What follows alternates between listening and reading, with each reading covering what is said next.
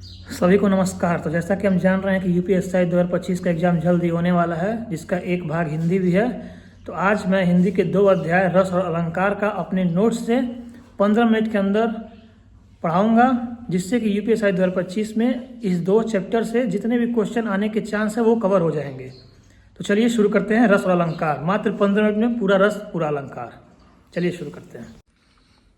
तो चलिए शुरू करते हैं सबसे पहले रस से। तो ये है मेरा नोट्स। तो आशा करता हूँ कि आपको ये साफ़ सुथरा दिख रहा होगा। तो चलिए सबसे पहले रस में एक नाम याद रखिए, भरत मुनि। इनकी एक पुस्तक है नाट्य शास्त्र, जिसमें 36 अध्याय है, जिसमें जो 6वां अध्याय है वो है रस और 7वां अध्याय है भाव। तो रस की डिफिनेशन पढ़ लेते हैं लोग। जब किसी पाठक, दर्शक या श्रोता को किसी कहानी को पढ़कर, दृश्य को देखकर या कोई बात सुनकर जो भाव पैदा होते हैं उन्हें ही रस कहते हैं। तो इनमें से कुछ सेंटेंस है, जैसे रसयते भगवते इति, ये विश्वनाथ जी ने कहा था, मतलब जिसका आस्वादन किया जाए वही रस है। रस शब्द का सबसे पहले उपयोग भरत मुनि ने किया था। भरत मुनि जी के अनुसार रसों की संख्या है 8। इस समय रसों की कुल संख्या है 9, जो अभी बढ़कर 2 बढ़ भी गई है 11। पर क्वेश्चन में आ सकता है कि रस की संख्या कितनी है, तो ऑप्शन में अगर 9 है तो 9 ही मारेंगे हम। ठीक है। तो रस का शाब्दिक अर्थ होता है आनंद। रस काव्य की प्राणात्मा कहलाता है, ये रामचंद्र शुक्ल जी के अनुसार है।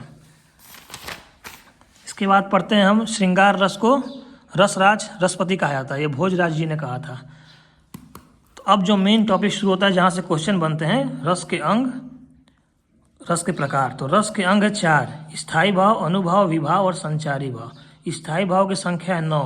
तो जैसे रस की संख्या है 9, तो सबका एक स्थायी भाव होता है। जैसे श्रृंगार रस रति स्थायी भाव, हास्य रस हंसी, करुण रस करुणा, रौद्र रस गुस्सा, वीर रस उत्साह, भयानक रस डर, विभत्स रस घृणा, अद्भुत रस आश्चर्य, शांत रस गम। इसके अलावा जो 2 बढ़ा है, वात्सल्य रस वत्सल, भक्ति रस अनुराग, ये इसका स्थायी भाव है। तो अब देख लेते हैं कि स्थायी भाव है 9, अनुभाव 4, विभाव 2, संचारी भाव 33। तो क्वेश्चन पहले इस तरह का बन जाता है कि रस के कितने अंग हैं, तो 4। कितने स्थायी भाव हैं 9, कितने अनुभाव हैं 4, कितने विभाव हैं 2 और कितने संचारी भाव हैं 33। अब श्रृंगार रस की लोग बात करते हैं। श्रृंगार रस 2 तरह के होते हैं, संयोग श्रृंगार, वियोग श्रृंगार। तब एक बात और नोट करने लायक है कि वियोग श्रृंगार जो होती है, वियोग श्रृंगार, इसमें जो वियोग की दशाएं होती हैं वो होती हैं 10। क्वेश्चन ये भी आ सकता है कि वियोग श्रृंगार में वियोग की दशाएं कितनी होती हैं, वो है 10। और ये अनुभाव जो 4 है वो आगे हम बताते हैं, उसमें भी एक पॉइंट है जिससे क्वेश्चन बनता है। तो पहला क्वेश्चन इसमें बन सकता है कि रस कितने होते हैं, दूसरा क्वेश्चन स्थायी भाव कितने होते हैं, तीसरा क्वेश्चन वियोग श्रृंगार रस में वियोग की दशाएं कितनी हैं 10। चौथा क्वेश्चन बन सकता है कि इसका स्थायी भाव बताइए, किसी भी रस का स्थायी भाव पूछ सकता है। आगे बढ़ते हैं विभाव की ओर। विभाव जो होते हैं ये सोए हुए भाव रहते हैं, जो सहारा पाकर जागृत हो जाते हैं। ये 2 प्रकार के होते हैं, आलम्बन, उद्दीपन। आलम्बन का मतलब होता है जिसको देखकर आप, मतलब जिसके मन में उत्पन्न हो, जिसे देखकर उत्पन्न हो। आलम्बन में 2 चीज़ बताया था, आश्रय और विषय। आश्रय का मतलब होता है जिसके मन में उत्पन्न हो, विषय मतलब जिसे देखकर उत्पन्न हो।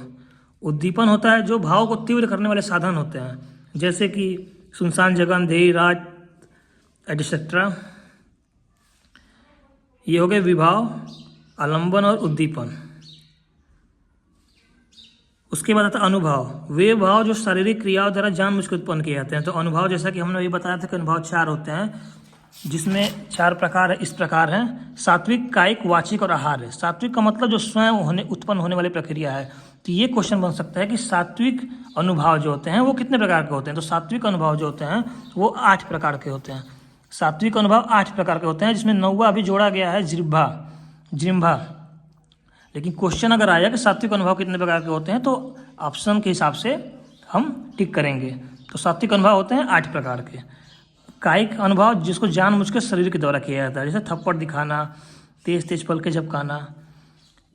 वाचिक, वाणी के द्वारा गाली देना, चुटकुला सुनाना, सीटी मारना, ये सब वाचिक है। और आहार जो वेशभूषा के द्वारा उत्पन्न हो वो। तो लगभग अनुभव हो गए 4: सात्विक, कायिक, वाचिक और आहार। तो इसमें से भी क्वेश्चन बन सकता है कि कितने अनुभव होते हैं, वो कौन कौन से हैं। सात्विक अनुभव कितने प्रकार के होते हैं। लास्ट में हमारा आता है संचारी भाव, जो भाव स्थायी भाव के सहायक होते हैं और मन में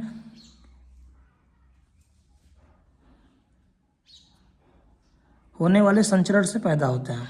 इनकी संख्या 33 होती है, ठीक है, भरत मुनि के अनुसार। भरत मुनि के अनुसार इनकी संख्या 33 है।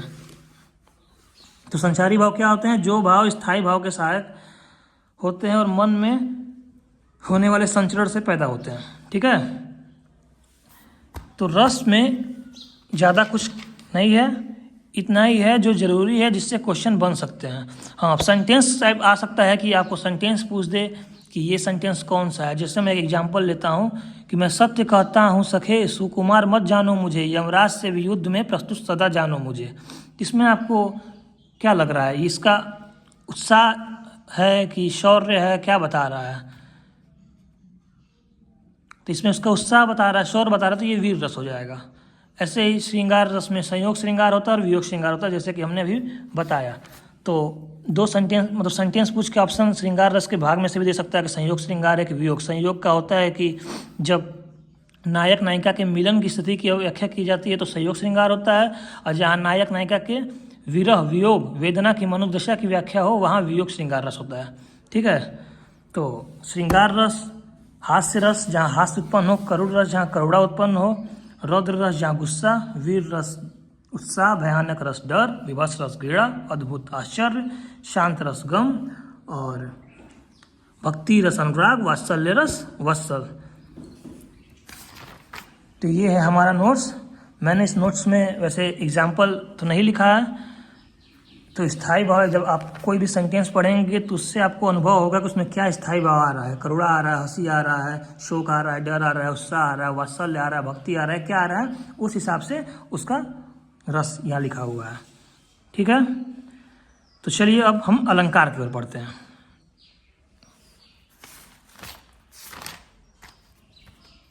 ये है अलंकार। तो अलंकार काव्य का अनिवार्य गुण है। ये किसने कहा था? केशवदास ने। अलंकार किसी काव्य की सुंदरता बढ़ाता है। कि जैसे हम लोग जानते हैं कि जो लेडीज होती हैं उनके लिए उनका श्रृंगार गहना है, वैसे काव्य का श्रृंगार है अलंकार। दो प्रकार का होता है, शब्दालंकार, अर्थालंकार, ठीक है।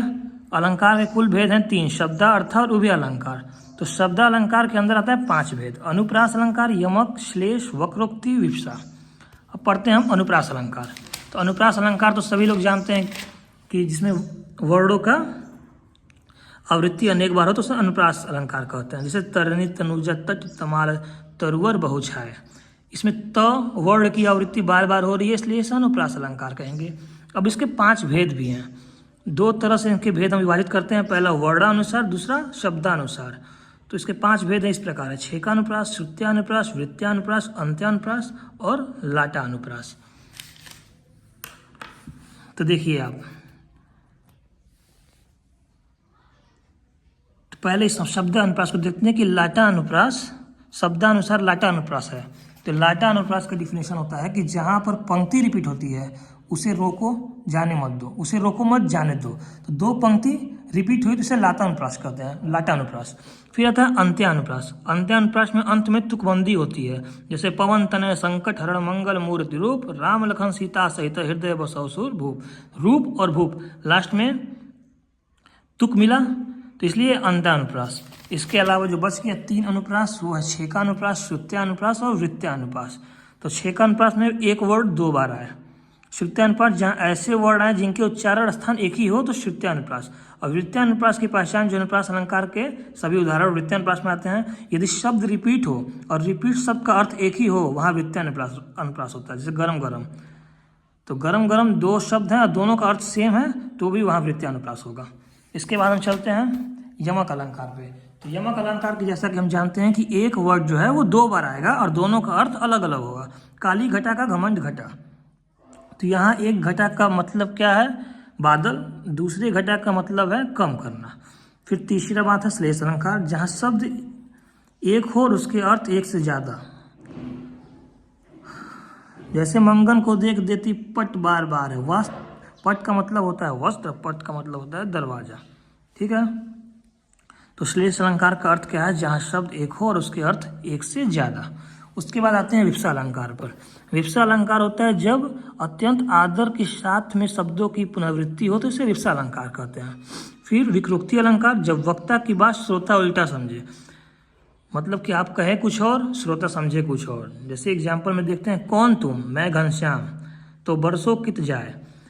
मान लीजिए दरवाजे पे कोई आया है, गेट खटखटाया, तो अंदर से पूछा कौन तुम, तो आप बोले मैं घनश्याम, पर अंदर वाले को लगा कि मैं घनश्याम का मतलब बादल भी होता है, घनश्याम नाम भी है, तो कहना कुछ और चाह रहा है, जो अंदर है वो समझ कुछ और रहा है। ठीक है, तो वहाँ वक्रोक्ति अलंकार होता है। इसके बाद हम आते हैं अर्थालंकार पे। अर्थालंकार में पहला हम पढ़ते हैं उपमा अलंकार। उपमा का अर्थ क्या होता है? तुलना। उपमा के 4 अंग होते हैं, उपमेय, उपमान, वाचक शब्द और समान धर्म। तो उपमेय का मतलब होता है जिसकी तुलना हो, उपमान जिससे तुलना हो, वाचक शब्द में सा, से, सी जैसा, सरिस, सम, समान ऐसे वर्ड हैं, और समान धर्म जो गुण उपमेय और उपमान में समान हो। तो चांद सा सुंदर चेहरा, जो चांद क्या है? उपमान, मतलब जिसकी तुलना हो रही है। किससे तुलना हो रही है? चेहरे से, तो वो हो गया उपमेय। सा हो गया वाचक धर्म, और सुंदर हो गया उसका धर्म। चांद भी सुंदर, चेहरा भी सुंदर, तो दोनों में, उपमान और उपमेय में ये समान धर्म है, ये उपमा अलंकार। इसके बाद हम पढ़ेंगे उपमा अलंकार जो होते हैं, पूर्ण उपमा होता है, एक लुप्त उपमा होता है। पूर्ण उपमा अलंकार का मतलब होता है जिसमें चारों आए, उपमान, उपमेय, वाचक धर्म, वाचक और समान धर्म, ये चारों आए, वो पूर्ण उपमा। जिसमें चारों ना हो तो लुप्त उपमा अलंकार। इसका हम चलते हैं रूपक अलंकार की ओर। रूपक अलंकार का मतलब होता है जहाँ उपमान उपमेय को एक योजक चिन्ह द्वारा जोड़ा जाए या दोनों को एक कर दिया जाए, दोनों को एक मान लिया जाए उपमान उपमेय को, तो रूपक अलंकार होता है। ठीक है, देखिए इसमें एग्जाम्पल दिया, चरण कमल बंधो हरिराय, जलता है यह जीवन पतंग। जीवन और पतंग को योजक चिन्ह के साथ दिखाया है। चरण कमल को एक कर दिया, आप अलग भी कर सकते हैं योजक चिन्ह के साथ, और चरण कमल को एक मान लिया है, मतलब चरण कमल के समान चरण, इसको एक मान लिया है। फिर आता है उत्प्रेक्षा अलंकार, जहाँ पर संभावना की जाए उपमेय और उपमान में समानता कारण एक होने की संभावना हो जाए। तो उत्प्रेक्षा में हम ये चीज़ जान लेते हैं, इसकी पहचान होती है, जहाँ मानो, मनु, जानो, जनु, जानहूँ, मनहूँ, जनहूँ ये वर्ड आए, वहाँ उत्प्रेक्षा अलंकार हम लगाते हैं। उसके बाद आता है संदेह अलंकार। सदृश्यता की वजह से संदेह अलंकार होता है, जिसमें इस पहचान है, या, अथवा, कंधो, किंधु, यह काया है, यश्य उसी की छाया थी, यहाँ यह आया, ये संदेह अलंकार है। विरह है अथवा वरदान, अथवा आया, तो संदेह अलंकार का ये पहचान है। उसके आते हैं भ्रांतिमान अलंकार पर। भ्रांतिमान अलंकार में उपमान में उपमेय की निश्चयात्मकता स्थिति हो। तो भ्रांतिमान अलंकार में क्या होता है? उपमान में उपमेय की निश्चयात्मक स्थिति। चंद्र समझकर चकोर तुम्हारे पीछे पीछे दौड़ता है। ठीक है, तो इसमें क्या हो रहा है? उपमान में उपमेय की निश्चयात्मक स्थिति हो रही है। फिर विभावना अलंकार। विभावना अलंकार का मतलब होता है कारण जहाँ ना हो और कार्य हो जाए, मतलब बिनु पथ चले सुने बिनु काना, बिन घनश्याम धाम धाम ब्रजमंडल में, मतलब बादल है नहीं और बारिश बहुत ज़्यादा हो रही है, मतलब कारण ही ना हो लेकिन कार्य हो जाए, तो विभावना अलंकार। संदेह अलंकार सदृश्यता, इसकी पहचान। भ्रांतिमान उपमान में उपमेय की निश्चयात्मक स्थिति। इसके बाद विरोधाभास अलंकार, जहाँ वास्तविक विरोध ना होकर विरोध का मात्र आभास हो। ठीक है, तो वहाँ विरोधाभास अलंकार होता है। उसके बाद मानवीकरण, निर्जीव को सजीव की तरह पेश किया जाए, जैसे हंसती हुई हवा। तो हवा तो यमुना जी गुनगुना रही हैं, यमुना जी मतलब नदी, तो नदी गुनगुना रही है, निर्जीव को सजीव की तरह पेश किया गया, तो मानवीकरण। अतिशयोक्ति, जहाँ बात को बढ़ा चढ़ा कर किया जाए। व्यतिरेक अलंकार, जहाँ उपमान की अपेक्षा उपमेय की श्रेष्ठता होती है। चांद चेहरे सा है, तो चांद हम जानते हैं क्या है? चेहरा से श्रेष्ठ है, लेकिन यहाँ उपमान की अपेक्षा उपमेय की श्रेष्ठता बताई जाती है, मतलब उपमेय मतलब चेहरा, इसकी श्रेष्ठता बताई जा रही है चांद के कंपेयर में। तो चांद को निम्न बताया जा रहा है, चेहरे को श्रेष्ठ, तो उपमान की अपेक्षा उपमेय की श्रेष्ठता, तो व्यतिरेक अलंकार। विशेषोक्ति अलंकार, मतलब कारण हो पर कारण ना हो, ये होता है विभावना को उल्टा। विभावना में क्या था? कारण ना हो तो कार्य हो जाए, और विशेषोक्ति में होता है कि कारण होते हुए भी कार्य का ना होना। जैसे देखिए, देखो दो मेघ बरसते मैं प्यासी की प्यासी, मतलब कि बारिश हो रही है फिर भी मैं प्यासा हूँ, इसका मतलब ये हुआ। फिर प्रतीप अलंकार, यहाँ उपमा अलंकार का उल्टा होता है, जो सेम उपमा अलंकार है उसका उल्टा कर दीजिए प्रतीप अलंकार। अपहूति अलंकार, उपमेय का निषेध करके उपमान का आरोप किया जाए। यह मुख नहीं चंद्रमा है, अब यहाँ उपमेय का निषेध कर दिया जा रहा है, मतलब उपमेय मतलब जिसकी तुलना की जाए, उपमान जिससे तुलना की जाए, तो उपमेय का निषेध मतलब मुख जो है उपमेय है, तो मुख का निषेध कर दिया गया कि ये मुख नहीं है, ये चंद्रमा है, सीधे उपमान का आरोप किया जा रहा है, तो ये अपहूति अलंकार। फिर आता है दृष्टांत अलंकार। उपमेय और उपमान के साधारण ढंग में बिंब प्रतिबिंब होता है, एक ही म्यान में दो तलवारें कभी नहीं रह सकती, तो ये हो गया दृष्टांत अलंकार। तो ये है अलंकार और रस, दोनों मैंने बता दिया अपने नोट्स के हिसाब से। इसके अलावा कहीं से क्वेश्चन नहीं आ सकता मेरे हिसाब से। इसमें से कुछ नहीं तो 1 2 3 क्वेश्चन तो इन दोनों से उत्तर मिला के 3 क्वेश्चन फंस सकते हैं। तो चलिए इसी के साथ वीडियो को बंद करते हैं। चैनल को लाइक सब्सक्राइब जरूर करिए। धन्यवाद।